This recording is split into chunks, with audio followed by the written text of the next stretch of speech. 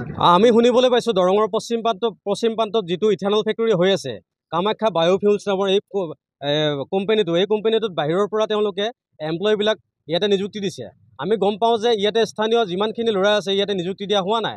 আমাৰ কথাটো হ'ল বিল আছিতেনা অসমে এটা কথা স্পষ্ট কৰি দিব বিচাৰে, তেওঁলোকৰ যি মেনেজমেণ্ট আছে এই মেনেজমেণ্টক আমি স্পষ্ট কৰি দিব বিচাৰিছোঁ যে তেওঁলোকে স্থানীয় ল'ৰাক ইয়াতে নিযুক্তি দিয়ক, কাৰণ প্ৰডাকশ্যন হ'বলৈ আৰু বেছি দিন নাই। ইয়াতে বৰ্তমান কনষ্ট্ৰাকশ্যনৰ সময় চলি আছে।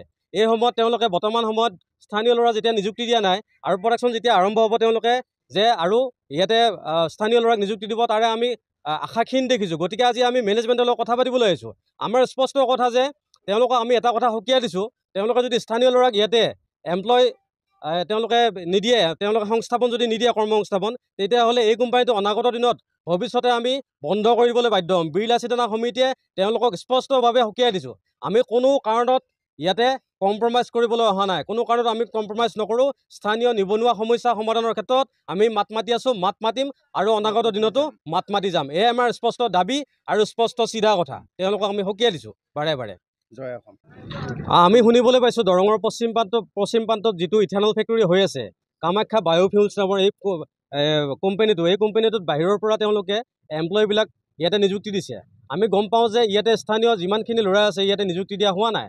আমাৰ কথাটো হ'ল বিল আছিতেনা অসমে এটা কথা স্পষ্ট কৰি দিব বিচাৰে, তেওঁলোকৰ যি মেনেজমেণ্ট আছে এই মেনেজমেণ্টক আমি স্পষ্ট কৰি দিব বিচাৰিছোঁ যে তেওঁলোকে স্থানীয় ল'ৰাক ইয়াতে নিযুক্তি দিয়ক, কাৰণ প্ৰডাকশ্যন হ'বলৈ আৰু বেছি দিন নাই। ইয়াতে বৰ্তমান কনষ্ট্ৰাকশ্যনৰ সময় চলি আছে। এই সময়ত তেওঁলোকে বৰ্তমান সময়ত স্থানীয় ল'ৰা যেতিয়া নিযুক্তি দিয়া নাই আৰু প্ৰডাকশ্যন যেতিয়া আৰম্ভ হ'ব তেওঁলোকে যে আৰু ইয়াতে স্থানীয় ল'ৰাক নিযুক্তি দিব তাৰে আমি আশাক্ষীণ দেখিছোঁ। গতিকে আজি আমি মেনেজমেণ্টৰ লগত কথা পাতিবলৈ আহিছোঁ।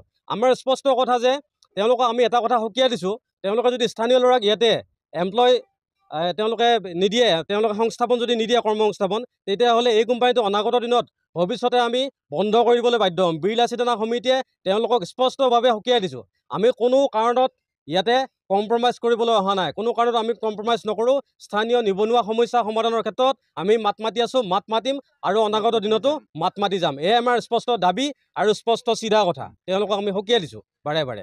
জয় অসম।